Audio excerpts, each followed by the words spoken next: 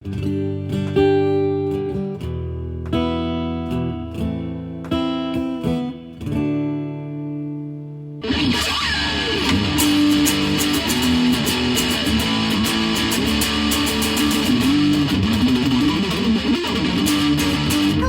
this is That Talking Podcast. I'm JJ Starr. And I'm Downtown Andy. We're here to talk and bring some civil discourse to an otherwise discordant world. How are you tonight, my dear? I'm all right. I'm a little drained. Yeah, you know, it's been a week. How are you? I'm also a little drained. Again, it's been a week. I always say that I only get sick once a year, but I've been saying that I got sick 3 times in the last 5 months. This now makes 4. I don't think you're sick again. I think you've never gotten better because you've been taking antihistamines the whole time. Antisystogene? Yes, and you've been taking Dayquil and Dimetapp no. Whatever else and everything. I think what you really off. Need are some vitamins. I take vitamins every day. No, like consumed vitamins, not like, processed supplements. I eat healthy foods. Do you? Look what's in the fridge right now. Should we take our listeners on a guided tour? No, of our we fridge? don't have to do that. There's pulled pork and cookies. I know that much. There's no cookies in the fridge. There's no birthday party for me here. Well, before we get into it, Yeah, give them the rules. We got some rules. 3 rules, and they are no judgment, nothing personal, and don't be a dick. And as a bonus, be good to your dog because she's good to you and your cat. Yeah, we're talking about you, Lewis. I want to talk about something. Yeah, want to talk. This was supposed to be my turn, but then you had a stroke of genius at the last minute. You and I sort of converged on the same topic. I feel like maybe it wasn't something that you wanted to talk about tonight, but hang on, let me get Merriam-Webster so I can look up converge. But I think that it was something that's been on your mind. It's been in conversation, and I wanted to talk about it in relation to last week's episode. Okay. I'm not going to apologize for last week's episode.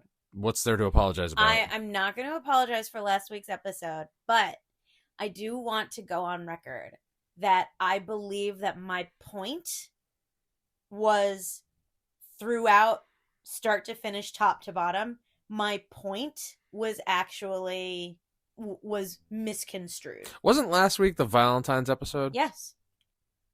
And having listened to it a couple of times. Ooh, you pulled a me. I have. Yeah. Yes. Having listened to it a couple of times, including this afternoon, I have to say that I believe that the point that I think you were under the impression that I was trying to make was not the point I wanted to make. It was the point that Get ready, ladies and gentlemen. This is part 2 of Valentine's Day Boogaloo. Valentine's Day 2 Electric Boogaloo. Yeah, there you go. No, Woogie. No, I felt like I wasn't permitted to make the point that I wanted to make. Weren't permitted, or it didn't come across the way you wanted it to? I feel like I kept trying. I was on the verge of the point I wanted to make throughout recording, but it kept getting it kept being redirected. Okay. And I had to defend my perspective more than make the point I meant to make. And here's the point I meant to make. And this is what I think is something that you and I have been talking quite a bit about lately. And that is the idea of live and let live. The idea that no one's ideology or lifestyle or belief system or any of the above it doesn't affect someone else's very existence. So why dump all over it? Well, that's a pretty broad statement. I think it depends on the circumstances. I don't think it depends on the circumstances. You don't think that it's circumstantial that someone's ideology could have an effect on somebody else's personal life? Not directly, no.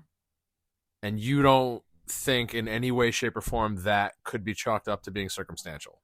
With regards to last week's episode. Okay. Yeah. Just as a singular example and a singular instance.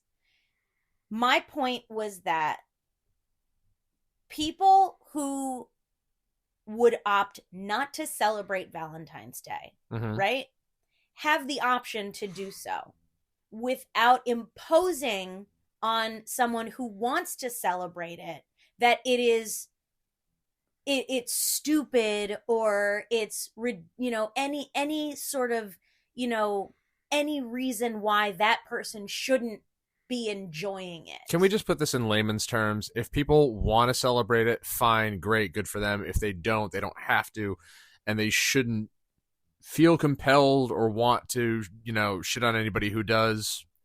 Is that fair to say?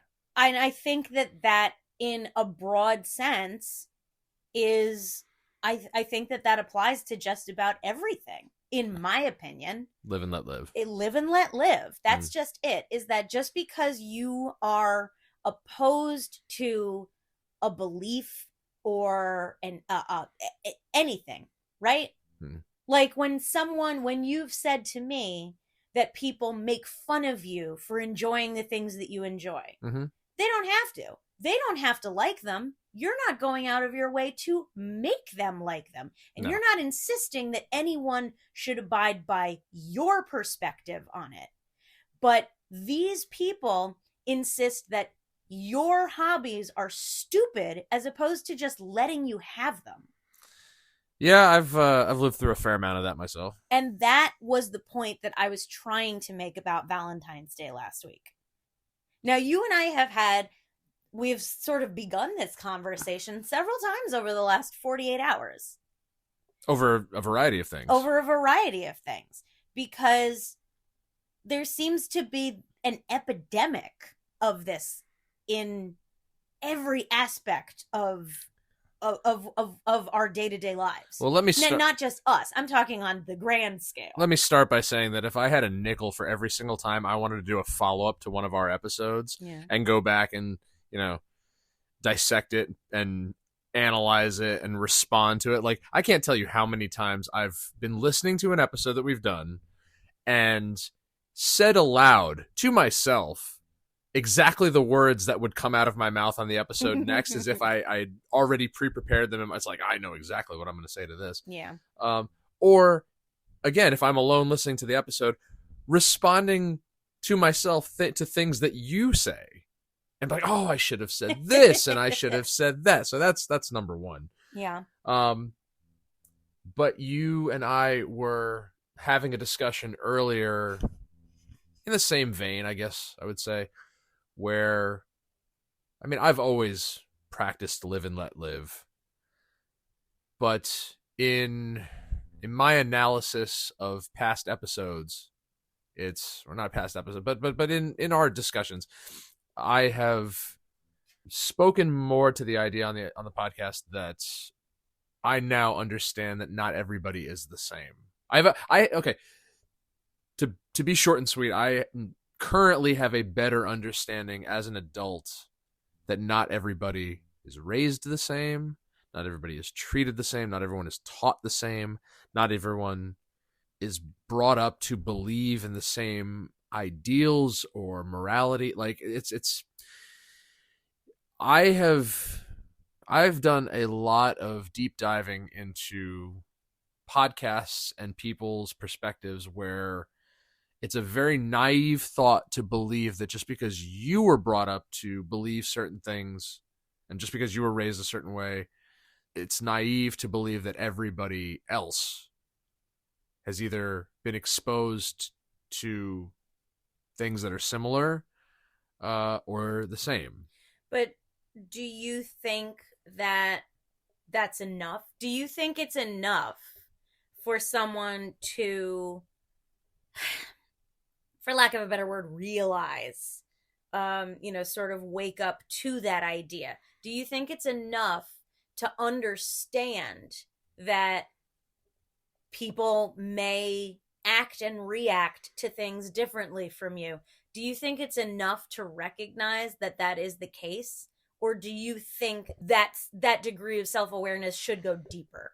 Do you think, because I tend to think that it's not necessarily enough to say, well, we're different, in as much as, you should say, well, we're different, and that's okay. It's okay. It's not going to bother me that someone else may act or react differently from what I would.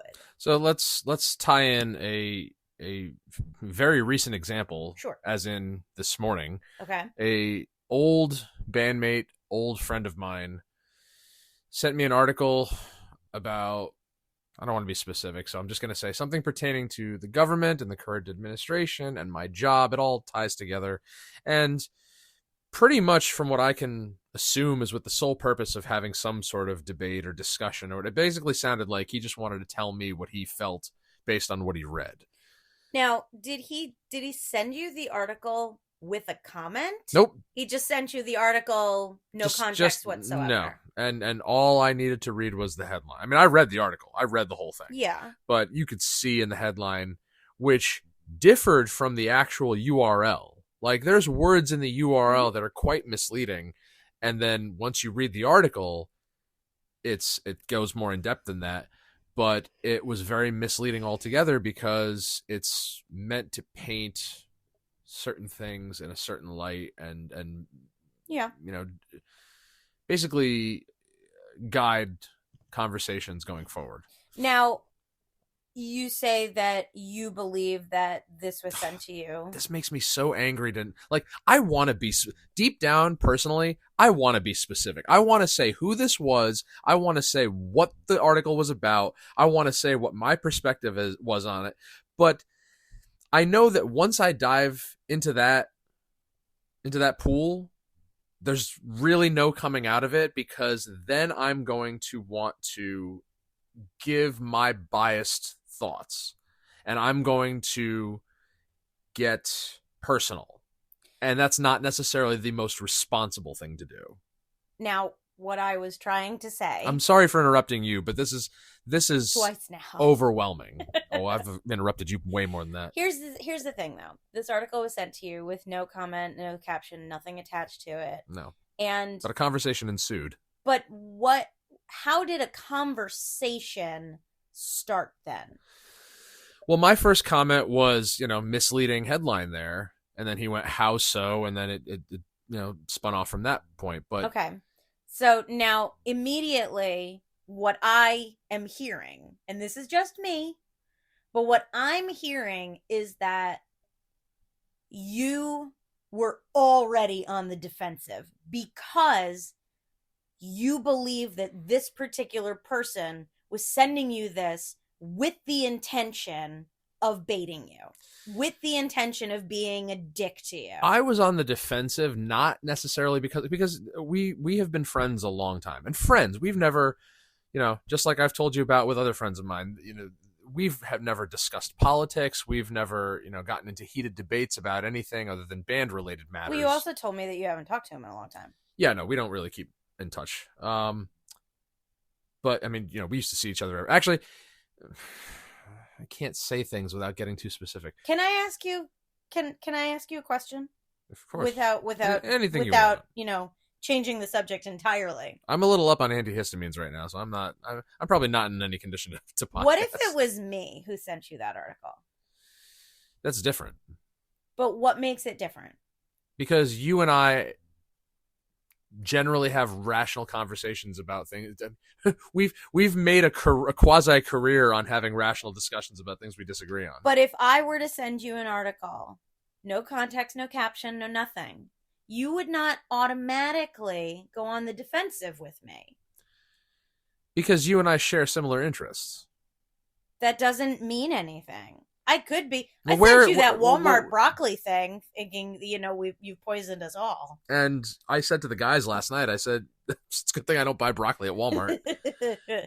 Actually, our Walmart doesn't even sell broccoli. So anyway, I'm just saying that you talk about. I got on the defensive because the article pertained to my employment.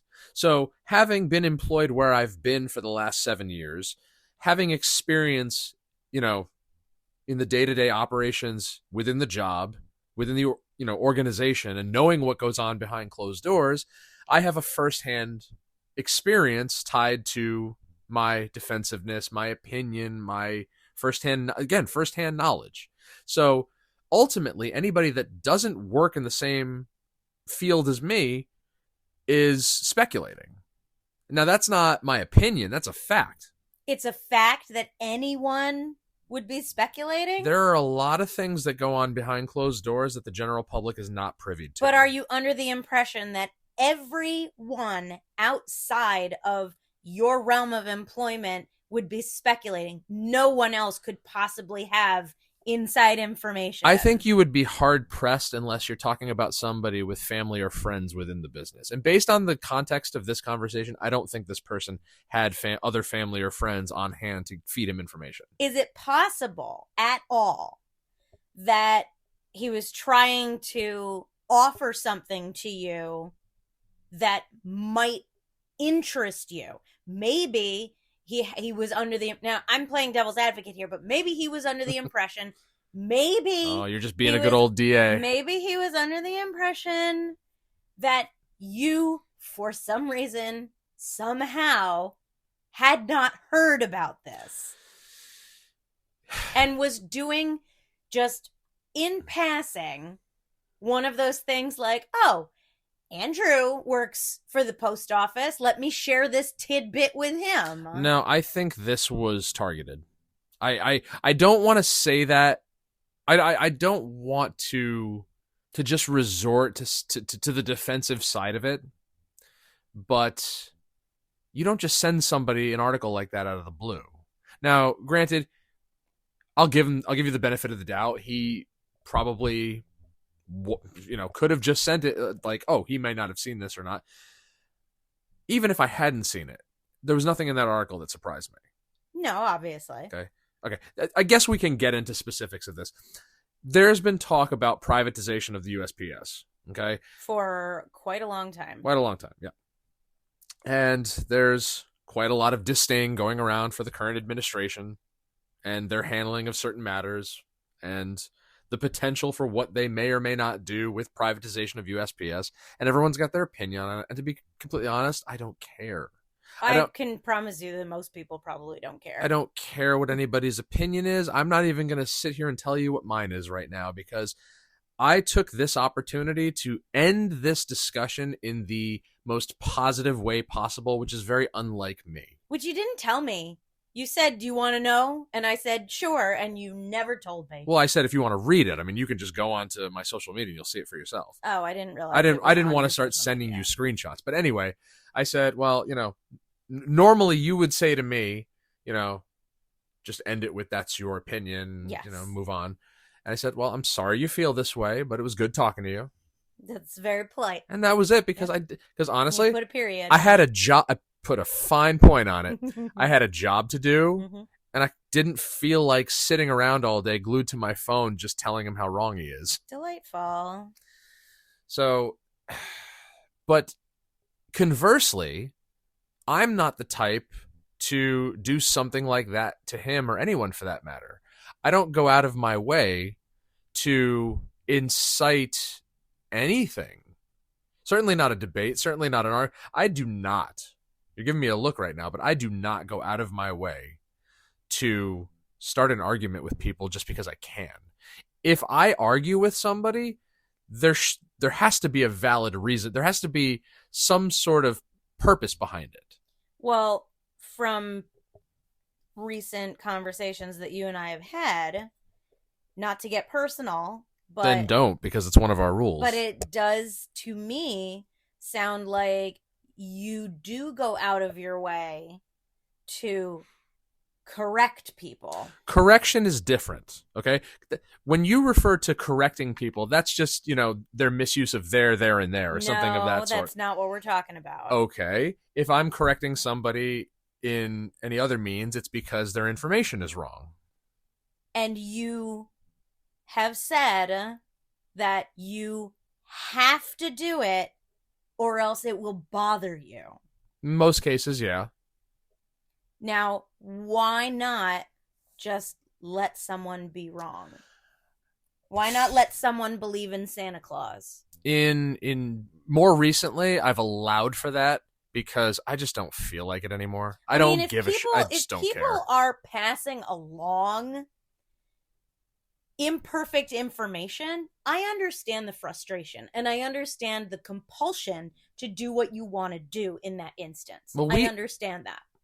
But I also understand that it's not necessarily my responsibility to make sure that everyone understands the same thing in the same way. That's just me. What you're speaking to, though, when referring to me is my inability to be comfortable with people going around and repeating information that is verifiably false. Yeah. Now, that really bothers me. No matter how trivial. It would be different if they were misinformed and it was something, because then if they were misinformed, I don't think it would be as big a deal. But now anytime you correct somebody, no matter how big or how small, everyone seems to be personally offended. And I think that's ridiculous. It is. I have openly said to you and many people, I welcome correction. If I'm wrong about something, I want to be told. But that is on a verifiable piece of information. Like, for example, if I go around saying the sky is green and somebody tells me, no, you're wrong, the sky is blue, and I look up and see that it's blue, oh yeah, look at that. Now, I know that's a basic example, but that's verifiable. The sky is 100% by should be all accounts blue. Yes, usually, typically, yes. Now, if somebody goes around saying, say, the new moon is going to be up in the sky this Friday, and you were to tell them, no, it's actually this Saturday. Now, that shouldn't be a big deal. It's one day off. It's something that not everybody could probably be 100% accurate about. It's an honest mistake. That is an honest mistake. Mm-hmm. But when there are people going around being adamant about the information that's on their tongue, like they are so sure in their minds that what they're thinking and what they're believing is 100% factual, and it can be proven that they're not. Like, I mean, you've heard that, more than one thing can be true, right? Absolutely. 2 things can be true? Okay. But if there are facts that there's only one truth to, and people are going around saying the wrong thing, that I can't let slide. I just can't. Well, I think that too much emphasis is being put on the argument these days. That's my opinion. Explain.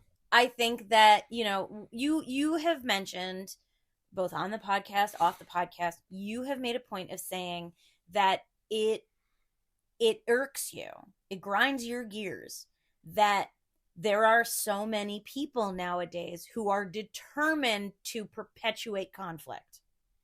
Mm-hmm. And I think, similarly, I think that not only are there too many people insistent on the perpetuation of conflict, but I also think that too much emphasis is placed on being argumentative.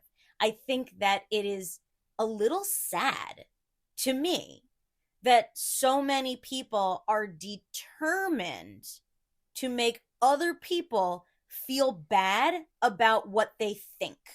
We better be careful if we get into any kind of specifics. This person may talk about us. on their whatever platform, to whoever might actually give a shit. Okay. Just for verification, who we're referring to now and who we were referring to in that episode are not the same person. No. But I truly, it makes me it depresses me sometimes that it is impossible to a degree these days to just feel something, to just think something, and not have to defend it to somebody. I know that you feel that too. They accused me at work the other day of not being like somebody said something to the effect of, why do you think nobody here likes you, or why do you think nobody wants to be friends with you? You're kind of an asshole sometimes. And I said, yeah, I know. I absolutely know that. And I'm 100% okay and secure in that because, do I have friends at work? I mean, I'm friendly with people. You know, we joke, we have a good time. You saw last night, some of them were in our house. But I can't be okay. And this was part of my argument in my conversation with this person we've been talking about is I work with people that I don't trust. Yeah. I don't trust their judgment. I don't trust their quality of work. I don't trust them not to say bad things about me behind closed doors, which some of them have, to management. Management approached me after we had COVID and said, "Did you say X, Y, and Z about us on Facebook?" And I said, "Yeah, I did." "Well, that's not true." I go, "Really? I got 2 phone calls that prove otherwise." And then it made me block everybody because now people say to me, "Oh, you must not be on Facebook anymore. Or, why'd you block me?" or whatever. I go, to be fair, I blocked everyone because I don't need people's unsolicited opinions on what I post. Yeah.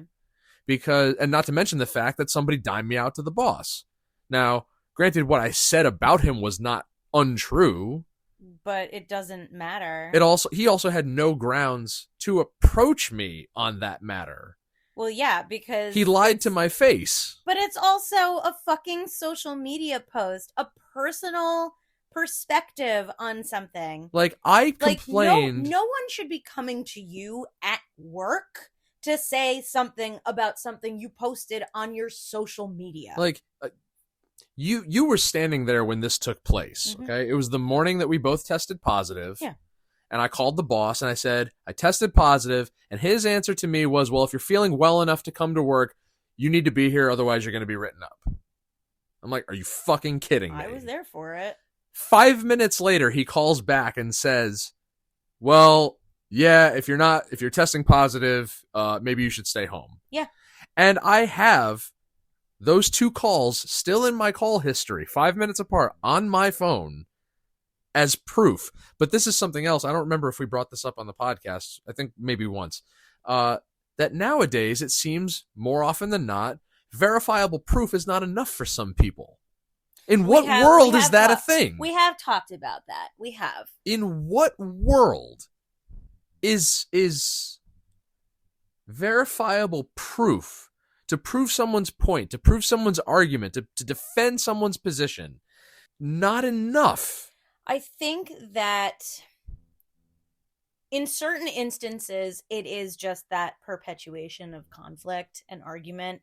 And I think that, the whole yes, but kind of situation, people don't want to concede. They don't want to concede being, right. They don't want to concede that they were maybe, fooled or something like that, or that, maybe they should feel guilty about, having misinformation or something. I don't know.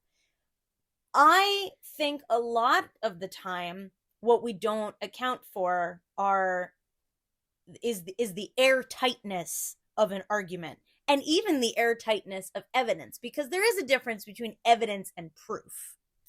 Well, you were pre-law, you should know that. For those who don't know, I have a bachelor's degree in law. And when discussing evidence in college, my professors would always say this: the burden of proof is determined by what a reasonably prudent person would believe. Yes. That phrase I heard that phrase every single day, a reasonably prudent person. Which in and of itself is subjective. True. Yes. Now, I don't think on a daily basis we're dealing with very prudent people. Maybe, maybe not. It seems that more recently, what do we hear people arguing about on a daily basis? Basically hearsay. I saw this article, I heard this social media post, this politician, or this, whoever, this social media influencer said this, that, another thing. This article was published about this. And then everyone has their opinion. Everyone takes away what they pick and choose. And then they get into squabbles with their friends and their family and their coworkers over nonsense that has really nothing to do with their daily lives. There's nothing productive coming out of it. This guy and I arguing about this article and my job is not going to strengthen our relationship or put any more money in our pockets or make us feel any better about each other. If anything, it sowed division. I I can still remember when, years ago, we hadn't seen each other in a while because of school and work, and then we started making like weekly plans to get together and go get beers and hang out and this and that and the other thing. That was fun. But then, I had relationships, he had relationships, and we grew apart, so, but I mean, we never had any like major blowouts or anything. But I don't hear from you in so long, and then this is what you come at me with? Really? Like, it's really, and I've heard people say it's harder to make friends when you get older. It's hard to find people with common interests, common ground. That could be true, yeah. But these sorts of things don't help. It's like, I often ask myself, like, when did people of my generation or my age range discover, or not discover, but make politics, for example, their entire lives? Because, we've I don't want to make this a political thing, but it still baffles me when I look at particular friends of mine and I look at their social media feeds, and they're all it is politics related. All it is. F this person, Same. F that person, fight for this, fight for that. And it's just like, when did this become your entire identity? My entire Facebook feed used to be flyers for shows and festivals, and this is where I'm gonna be this year. If anybody needs me, I'll be on this tour and everything. And now it's all just political rants. It's all social justice warrior bullshit. Don't get me wrong. Again, to each their own. Live and let live. If that's what you want your entire personality to be, have at it. But keep it away from, don't get any of it on me. Like, I'm fairly certain that the friends that we had over last night don't share my political affiliations or beliefs, but they're still welcome in our home because we've known each other a long time. We share similar interests. We enjoy each other's company. And that's all I want. I've said for years that the majority of my friends, the majority of people I've been acquainted with over the course of my life, living in this state, in the towns that I've lived in, are political ideologies and, sometimes are morals and I don't want to say belief systems, but are what's the phrase I'm looking for? I can't think of it right now. But anyway, they don't always line up. But that doesn't change the fact that we do share some things in common. And most of all, we enjoy being around each other, especially to talk about things other than this. And you don't go out of your way to try and change each other's minds. You were there for a good chunk of last night. Did we talk about politics at all? I don't think so. Not even. We talked about one guy's shoes. We did. We talked about shoes, and, which I appreciated. And somebody bringing it around. Pork and we fucking. Did. Yeah, we talked about that. A lot of pulled pork got eaten. Well, to get away from politics for a second, okay? Because again, we're not making this all about politics, because it's not all about politics. But an example of, you talk about like the verifiable proof and the facts being the facts. I have an example that I always bring up. Okay. My ex-husband is colorblind. Really? Yes. The man has never seen The Color Purple ever. It's a good movie. He's Actually, I've never seen that movie either. Shame on you. It is a good movie. No, but he used to see, like, he'd wear a purple tie, and I would have to tell him, do you know that tie is purple? Because he only saw it as blue. He's never seen The Color Purple. Okay. So if you were to point at like your blanket right here, right? Yeah. Where it sort of fades blue to purple, he would look at that and say your blanket is blue. Okay.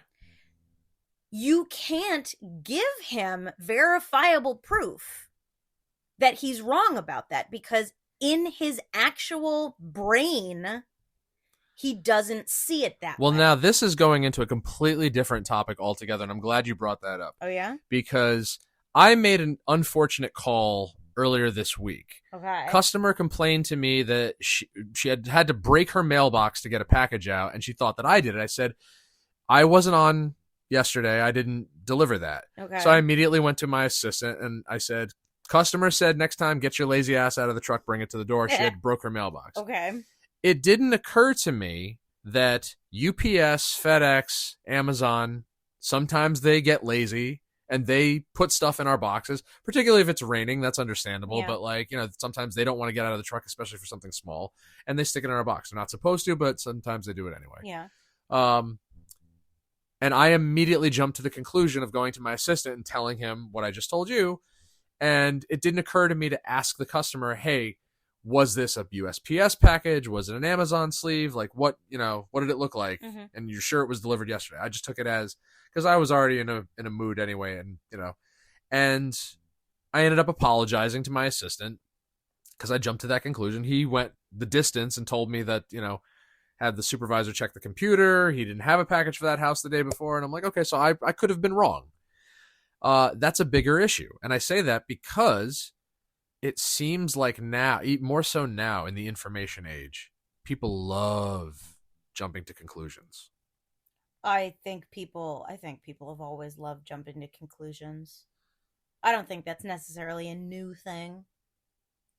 I would say it's probably more prevalent now, though. I think it's more prevalent now because we have reached an age where we care more about it. Like, I will go so far as to admit there have been times in casual conversations with friends where I've said something to them being like 2% out of 100 unsure that I'm, correct in what I'm saying.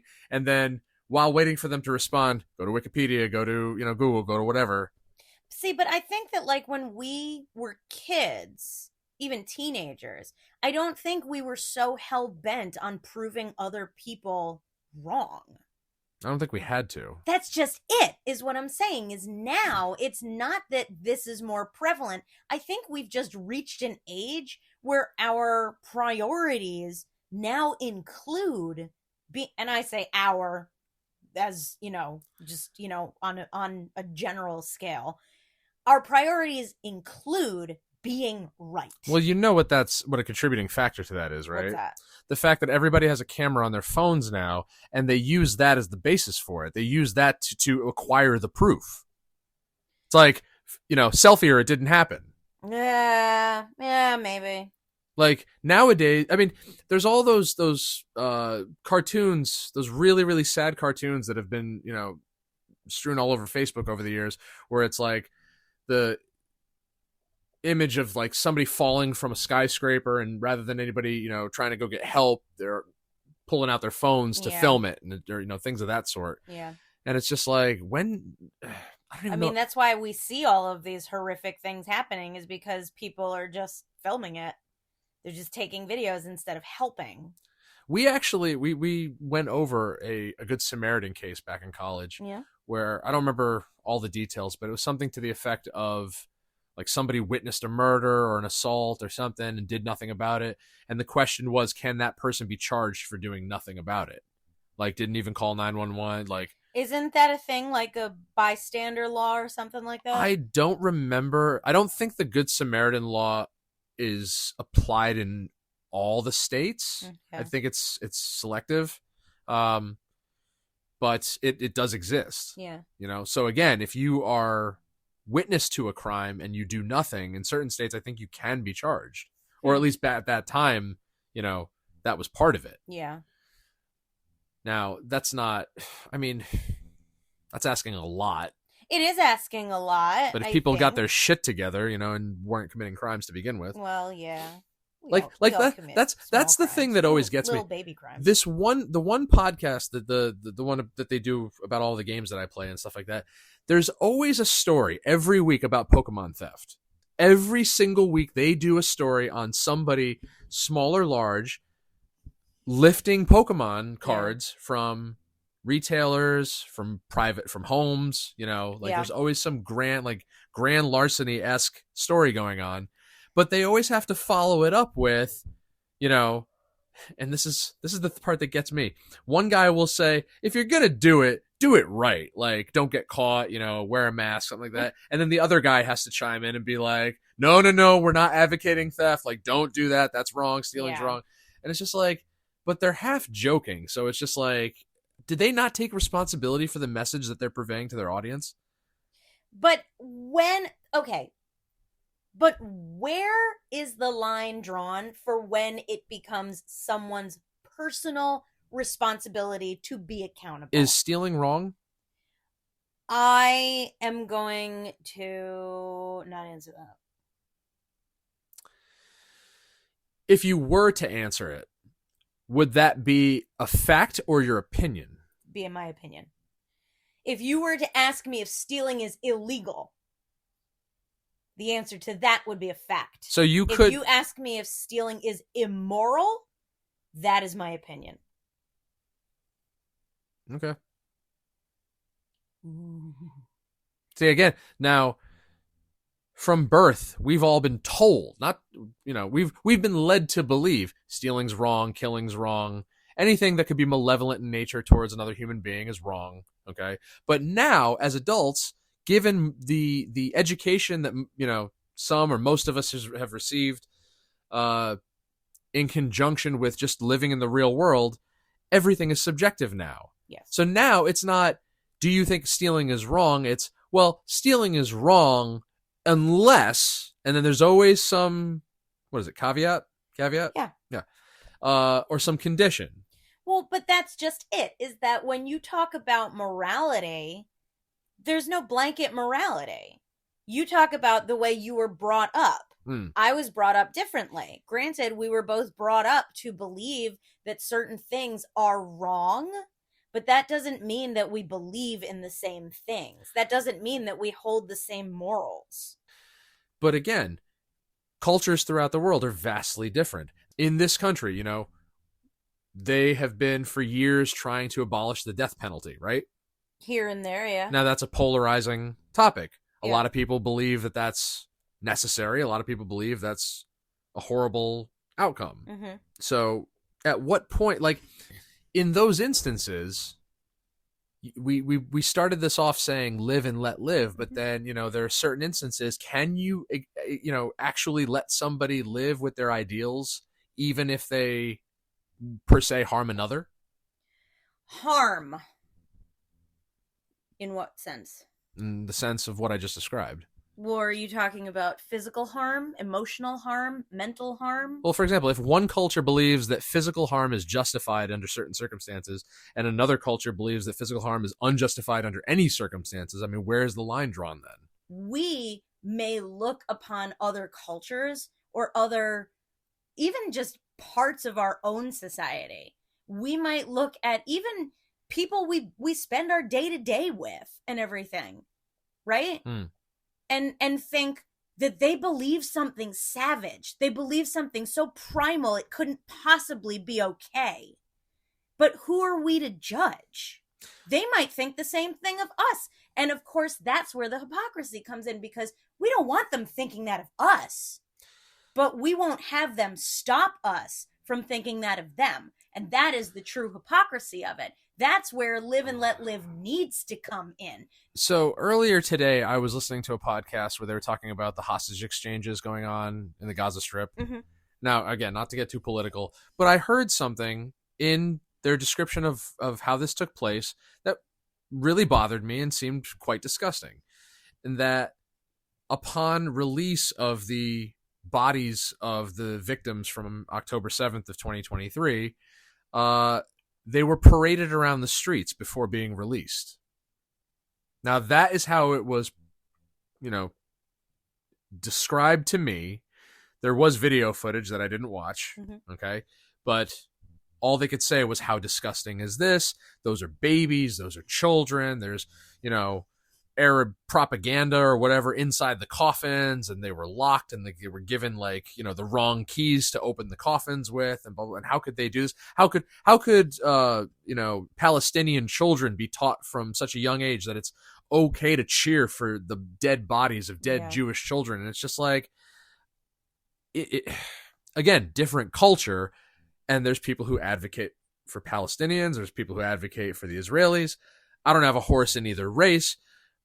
But in my own heart of hearts, I can't help but think that dead children of any origin, any background, any ideology, any personal belief, I don't care what it is, okay? That's just wrong.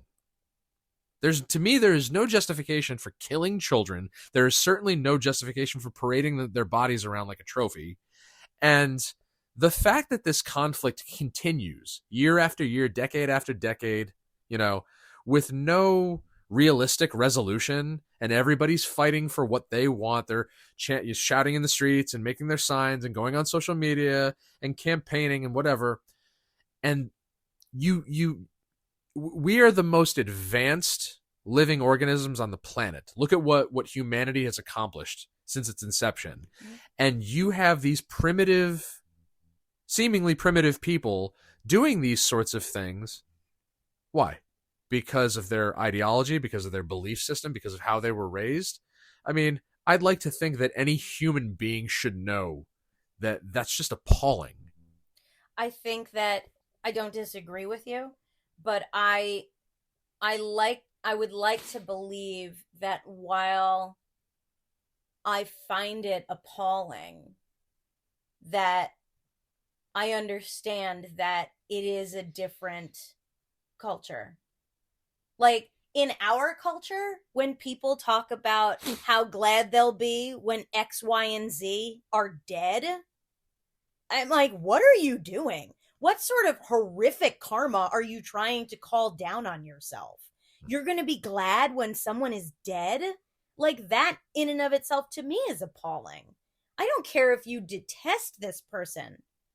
I've had people do horrific things to me, and never once have I wished they were dead.